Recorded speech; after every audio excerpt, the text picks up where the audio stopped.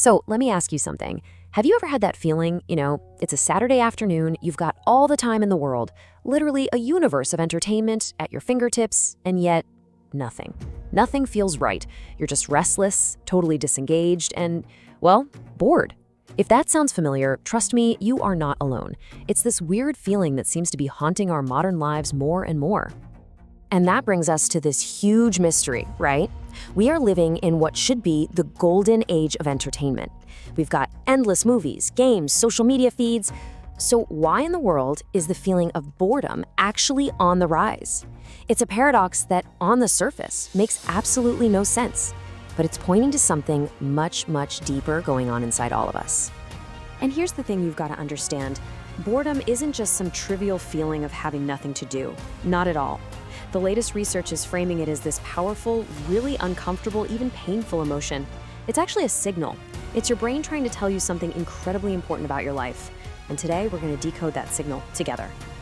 So let's start by unpacking what this modern boredom really is, because it's not the simple, fleeting feeling you might think it is. It's a really complex, emotional state that, philosophers and scientists are finally starting to take very, very seriously. The great novelist Leo Tolstoy, man, he just put it perfectly.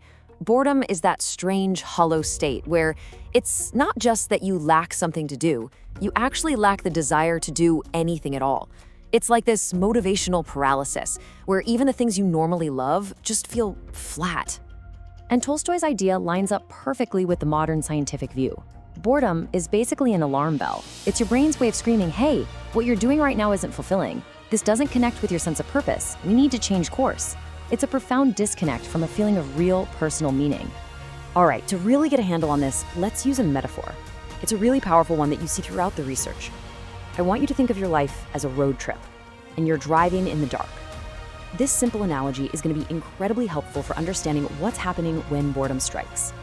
So, on this road trip, your headlights, that's your attention. They're what you use to navigate the world, right? To see the path ahead, to decide where you're going to turn. Where you point your headlights, what you choose to focus on, that determines your immediate journey. Now, the fuel in your car, that's where things get interesting. Your fuel tank is filled with your sense of meaning and purpose. Things like your relationships, your passions, your core values, that's the high-octane fuel that powers the engine and keeps you moving forward with energy and drive. So, what is boredom in this analogy? Well, it's that moment the car sputters and stalls. Your fuel tank of meaning has run empty. And because of that, your headlights, your attention, they just flicker and die out. You're stuck on the side of the road, unable to focus, with zero motivation to go anywhere. That feeling right there, that is boredom. But was it always this way? Is this feeling of a stalled car like a new problem? Well, yes and no. The experience of boredom actually has this fascinating history, and understanding it reveals a whole lot about why it's so common today. I mean, think about it. For most of human history, life was all about survival. You didn't really have time to be bored. The earliest version of it was called asia, and it was the spiritual crisis for monks, a dangerous apathy they called the noonday demon. Kind of scary, right? Later, boredom became a privilege for the aristocracy, the people who had way too much leisure time. It wasn't until the Industrial Revolution, with its repetitive, frankly soul-crushing factory work, that boredom was democratized. It became a common thing for everybody. And now, here we are, in the modern paradox, drowning in stimulation, yet somehow more bored than ever. And you can actually see this shift in our language. It's pretty wild. Researchers tracked how often the word bore and its variations were used in books over time. As you can see here, the word barely even existed before the late 18th century. Then, boom, as industrial society took hold, its use just exploded. We literally needed a word for an emotion that was suddenly everywhere. Okay, this brings us to the most crucial part of our little explainer. We're back in our stalled car, feeling that uncomfortable, painful feeling of boredom. We are at a crossroads. And what we do in this moment, it changes everything. We have three very distinct paths we can take. So you're stuck. What do? Well, the first option is what some researchers call the demonic path. The second is the constructive path. And the third, and this is probably the most common one today, is the numbing path. The choice you make right here can lead to wildly different outcomes for your life. All right, I know this sounds extreme, but the science here is startling. One way to get that stalled car running again is to fill it with a kind of demonic fuel.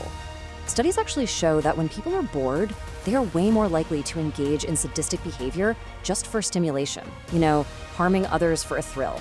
Think about internet trolls or that famous experiment where bored participants were more likely to literally put worms into a coffee grinder just to feel something. It's a dark path for sure, but it's a powerful way to escape that discomfort of meaninglessness. Now, let's talk about the second path. This is the hard choice. Instead of seeking some destructive thrill, you can get out of the car and start pushing. This means leaning into the discomfort. You actually sit with the feeling. When you do this, your brain enters what's called the default mode network. It's where you reflect on your past, your future, the big picture. Yeah, it's uncomfortable, but this is where creativity sparks. This is where you reevaluate your map and find a new, more meaningful direction. And that brings us to path number 3, numbing. When boredom hits, what's the first thing most of us do? We reach for our phones. And this comparison here is so important. The phone is basically like autopilot for your brain. Sure, it gets the car moving, but you're not steering. Your attention is completely hijacked and you're just cruising along. It provides temporary relief, but it stops you from doing that hard, necessary work of reevaluation. And over time, this creates a nasty, vicious cycle. The more you use your phone to escape boredom, the more prone to boredom you become. So if the demonic path is destructive and the numbing path is a trap, how do we get better at choosing the constructive path, right? How do we learn to get out of the car and push? Well, luckily, there are some really practical strategies you can start using. Here's your toolkit for turning that uncomfortable signal into fuel. First, just observe and accept. Instead of fighting the feeling, just notice it. See it for what it is, a helpful signal, not some kind of personal failure. Next, connect. So much of our meaning is found with other people, so reach out to someone. Or create something, anything, it doesn't matter how small. Be curious, let your mind wander down a new rabbit hole of interest. Or honestly, just go outside and reconnect with the world. Every one of these actions is like getting out and pushing your car, step by step towards a station filled with purpose. So here's the bottom line. Boredom isn't the enemy, it's an invitation. It's your internal GPS telling you, hey, it's time to pull over and check the map. The next time your car stalls, the next time you feel that painful existential ache, just remember you're at a crossroads. Your journey has paused for a reason. The only question is, which path are you going to choose?